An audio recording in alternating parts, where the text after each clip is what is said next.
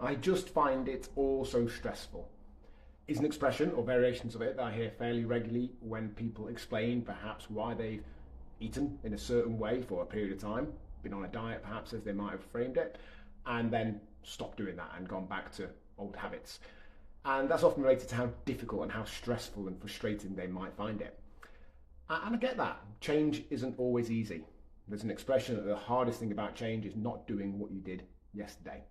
But I also get, from nearly 45 years of being a human and over 22 years of doing this, that we can perhaps challenge some of our thought processes around that. We can perhaps be tactical in the choice of change that we're making that we find easier to do. It might not be as effective, it might not get us the results at the same speed, but if we find it easier to do and therefore do it on average longer term, then it's going to lead to better results.